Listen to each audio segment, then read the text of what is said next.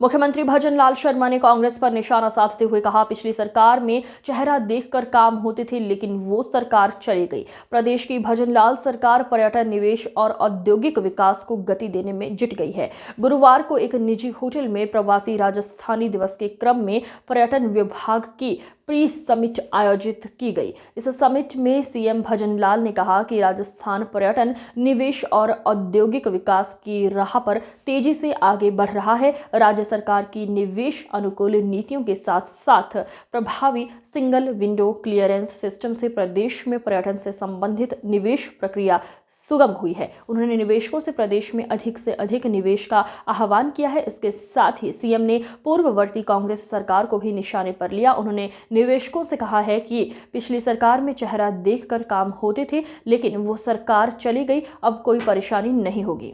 आयोजन राजस्थान के वैश्विक पर्यटन मानचित्र पर एक प्रमुख केंद्र के रूप में स्थापित करने की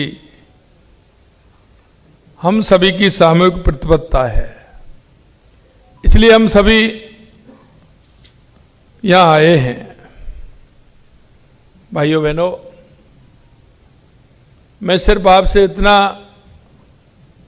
आग्रह करना चाहता हूं, क्योंकि आप देश दुनिया में जाते हैं, देश के अंदर भी विभिन्न प्रांतों में जाते हैं, पर्यटन स्थलों पर भी जाते हैं। आप जब जाते हैं तो आप निश्चित रूप से महसूस करते होंगे, देश और दुनिया में अगर आपको कहीं अपनी ओर खींचता होगा तो जैसा मेरे को लगता है वो सबसे पहला नंबर राजस्थान का होगा। ये भी मैं आपसे कहना चाहता हूं। मैं इस बात को भी जानता हूं कि हमारी सरकार ने लगातार इस पर्यटन के क्षेत्र में काम कर रही है। हमने प्रवासी राजस्थानों को भी अपनी मातृभूमि से और भावनात्मक रूप से जुड़ने का अवसर भी हमने दिया है, बल्कि उन्हें राज्य के विकास में सहभागिता का मौका भी हम देने जा रहे हैं। देश के यशस्वी प्रधानमंत्री नरेंद्र मोदी जी के नेतृत्व में हमारी सरकार को 23 महीने हुए हैं। लगातार हमारी सरकार राजस्थान के हर क्षेत्र में काम कर रही है। और मैं आपको यह भी बताना चाहता हूं कि राजस्थान पोटेंशियल है, राजस्थान में बहुत सारी संभावनाएं हैं। पर्यटन का क्षेत्र तो है ही, लेकिन कोई भी क्षेत्र ऐसा नहीं है जिसमें राजस्थान आगे नहीं बढ़ सकता हो।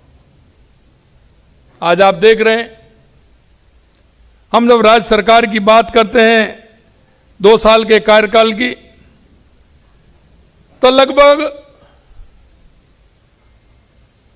11 विभागों में हम देश में पहले नंबर हैं, जो हमारी राजस्थान की सरकार काम कर रही है। और आपको मैं ये भी बताना चाहता हूं कि राजस्थान का इतिहास भी गौरवशाली है। जब राजस्थान का इतिहास पढ़ते हैं तो शरीर के अंदर एक जो भाव पैदा होता है, वो शरीर के अंदर कंपन पैदा कर देता है। तो हमेशा कहता हूं, ये महाराणा प्रताप की भूमि है, ये महाराजा सूरजमल की भूमि है, ये त्याग की मूर्ति पन्नाधाय की भूमि है, ये भक्ति की मूर्ति मीराबाई की भूमि है। और ये अपने आप को पर्यावरण के लिए समाप्त कर दे, ये उस ऐसी हमारी माँ।